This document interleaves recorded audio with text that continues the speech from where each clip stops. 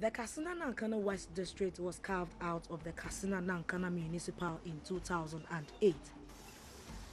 The district occupies a land area of 1,459 square kilometers of the total land space of Ghana, with a population of 82,655 in 112 communities. It shares boundaries to the north with Burkina Faso, northeast with Bongo District, east with the regional capital Bolgatanga, and the south with Busa.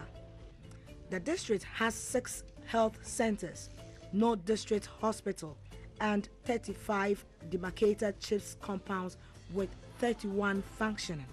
These health facilities are in all 3 zones, namely Eastern, Central, and Western. 12 out of the 31 functional CHIPS compounds are mobile CHIPS compounds. Out of the 31 functional CHIPS zones, only 19 of them have structures. That is, they have a structure that can accommodate the staff to stay within their catchment area and work. And so it means 12 of these functional CHIPS zones do not have structure. And so it means, therefore, the health staff stay at the health center level and commit daily to their catchment area to render door-to-door services to the community members. The Paga Health Center, the only health facility in the district which is supposed to be operating as a district hospital, still operates as a health center. Well, you can call it the Kassina-Nankana West District Hospital or the Kassina-Nankana West Health Center. Either way, you are right, because this facility has been upgraded into a district health status since 2015, but 2 years on it still operates as a health center. Established in 1982, the 20-bed capacity health center on the average records about 500 outpatient attendance in a month.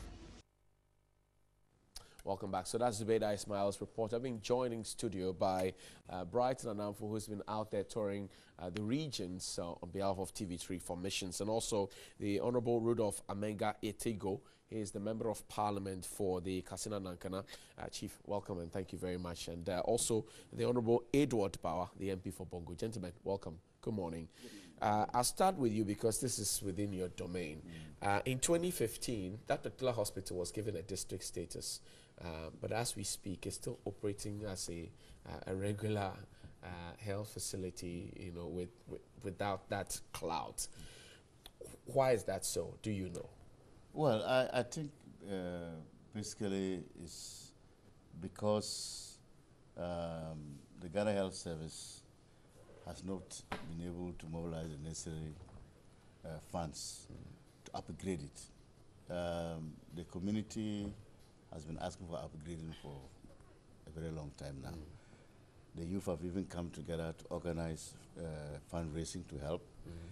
I've also helped in some small way. As I'm talking, we are trying to see how we can mobilize funds to put up a theater. But the support from central government. What is holding it? Do you know? Have you had consultations with those who matter, the regional director of health, for example? Not directly, but with the district health service, yes.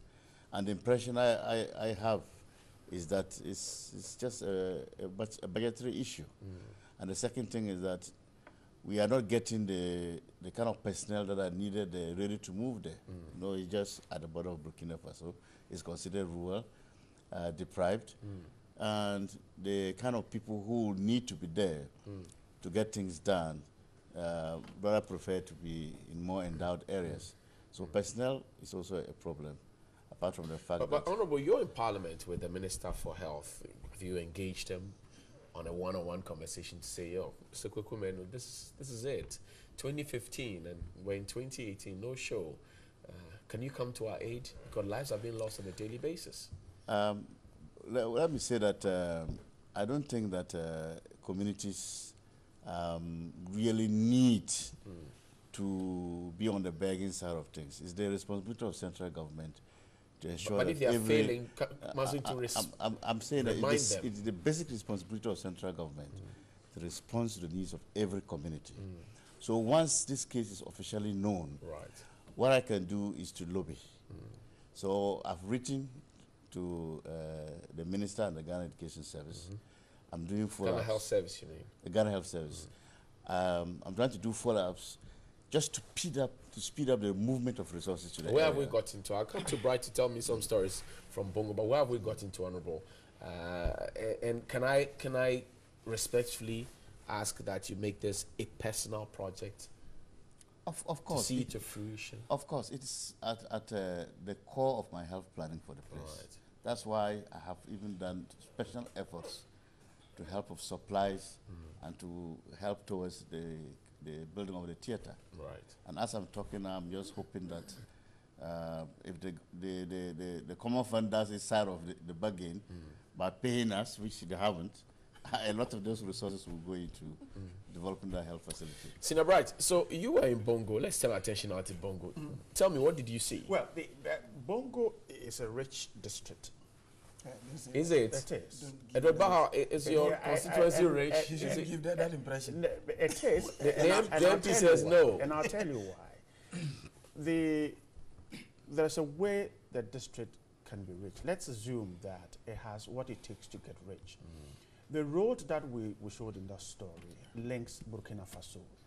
Now, we're told by custom officials at Namo, the border post, that if that road is properly fixed, tarred, economic activity on that stretch will improve. Right. And that will mean money to the assembly. And that's why I said the They district are rich. is rich. But for now, the district is poor because the road is in that state.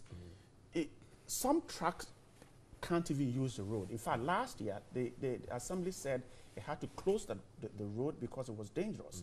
In fact, if you put a truck of a certain axle weight, Okay. I guess It will come down. It will come down. Honorable, So maybe that's in just that's why it. you think and it's- that's the road on the screen. that's now. the road there. Interesting. So, Honorable Edward Barr, Bright says your community is rich. I saw you nodding when he said, if the road is tarred, we will drive economic activities there. What do you know about this road, and what are we doing towards it? Thank you very much, and good morning to your viewers. I think that, first and foremost, this road initially had been classified as a feeder road. Right. And on the basis of that, it fell under the Ghana feeder routes, and they were supposed to be taking care of that. But we realized that the volume of vehicles that go through that road were such that you needed to upgrade the road into a highway Right. for obvious reasons. From Bongo through that road to Ouagadougou, the capital, is shorter than using Paga. Oh, So really? for economic reasons, most vehicles would like to go You through save more if you use that road. So one of the things that was done, I remember that's the beginning of 2016, was that we officially wrote, and when I say we, I mean the assembly, officially wrote to central government asking that road be upgraded into a highway. What was the of response? bills of quantities were made, road designs were done, which also meant that we needed to change the whole culverts. If you went through that road, you would have seen that there were a number of culverts Yes, there. there were other Culverts that were down. You needed to change all those ones. Government accepted that, and actually there was an advert to get people to come To here bid to for bid it. for that. In the meantime, under the Ghana Social Opportunities Project, that GSOP, that's a World Bank project, they also decided that, look, in the meantime, what they needed to do was to at least improve the nature of the road. So they brought it up. But when they got bridges like this, they couldn't, because this was a capital-intensive project. So that project could not take care of these ones. So, as we speak, I agree with Right, when Bright he says that you are rich. if you construct that road and you properly construct the market, the Namor market, and you have a proper border, what it then means is that even the market in Yelwongo, which is the market post the We know the problem. We don't have a lot of time, though. What is the way forward? The way forward is this. In November, I officially invited the Minister of Roads and Highways to Parliament Okay. to give me an update of this. He told me that yes, they were still looking into it and seeing how, because there was no money syndrome. I decided again the first week of February this month, I called him back. Okay. On the same road. What was the response? The same response. The same response. So you've been lobbying, but Yes. help is not coming. It's not coming. And so if you go to the Hansardna, the parliamentary Hansardna, it's captured both in November and in February on this current state of the road. So you're right. The Deputy Chief Executive, Honorable Peter Ayimbe, also confirmed that indeed, like the Member of Parliament said, the road has been advertised, and they are waiting patiently to see when a contractor will get to site. So indeed, they're on the same path. The issue now is how to get the funding to get the contractor to begin work. And it's very, very critical, because when the rains starts, and if the rains are heavy, that portion of the road could cave in, and that means a total cutoff. This conversation is part of our Missions Ghana project, which is supported by the Star Ghana project and funding from Danida, UK Aid, and the European Union. Yeah, but I want to come to Honorable Rudolph, but you had a quick interjection. No, I just wanted to say that, look, even as we speak now, seriously speaking, it's not, when we talk of even just Land Cruisers, not all Land Cruisers can go through there. So talking about even big vehicles is a no-go. You can't. Now, the bigger picture is that our constituents are not happy about this. Yes. They are not comfortable, and it's gratifying to know that you are neighboring constituencies. Really, I want your commitment on this particular matter, and perhaps timelines, if we can. I start with you, Honorable Rudolph.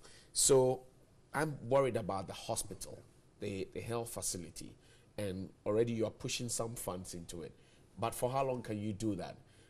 So in terms of timelines and to get the government to perform, what's your plan? In fact, the situation at the hostel is so dire that what is the time is that there is no time. The resource gatekeepers will have to move resources as early as possible. I think if it's even tomorrow, I'll be very excited. Right. They should remember that there are even neighboring communities in Burkina.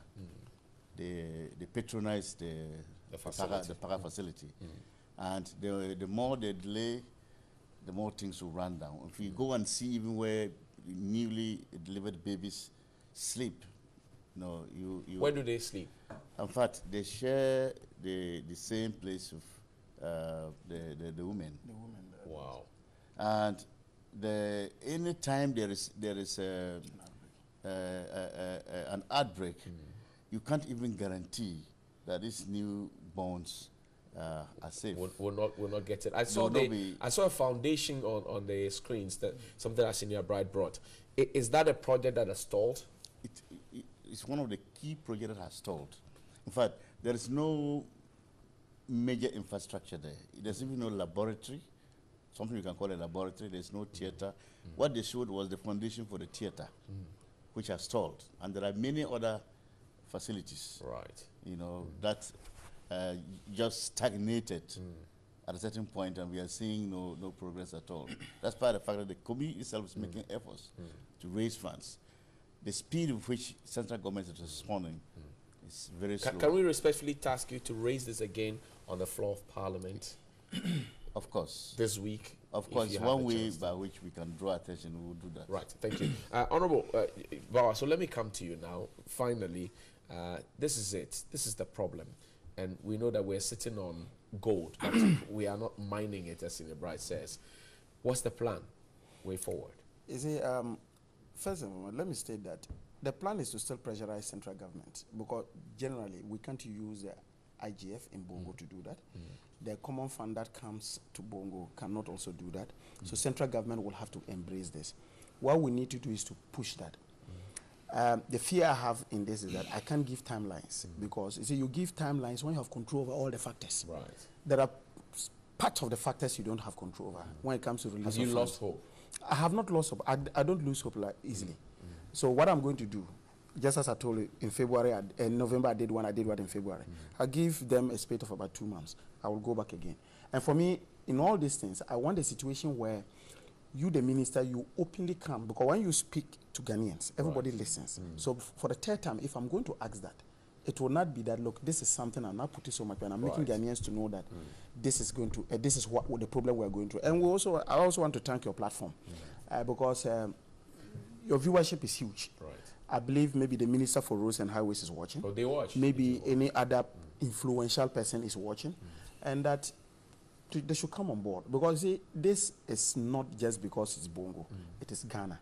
Can you imagine that you have such a road that connects Ghana to Burkina Faso? What type of business? Even in terms of customs, the revenues that will come to central government, it's huge. It can pay for itself. So they should look at that. I thank you. Senior Bright, you have the final thoughts on this one. You've been traveling to the town. You see these things. I'm happy that the DCE is prepared to work with a member of parliament. He's prepared to work with all stakeholders. In fact, he told me that his appeal to the roads minister, his appeal to everyone he thinks he can get to, okay, to come to the aid of the Bongo district and get that road fixed. And we're hoping, he said he's very, very hopeful that in the shortest possible time, something miraculous would happen and that road will That's a good sign. Thank you very much. Brighton Anamfo is a senior journalist here at the Media General. He's been on the missions beat, and the Honorable Rudolph Amigo Etigo is the MP for Chiana Paga, and the Honorable Edward Bar is the MP for Bongo. This conversation has been made possible as part of our Missions Ghana project here at TV3, and is funded by the Star Ghana project, also with the support from UKAID, Danida, and the European Union. We take a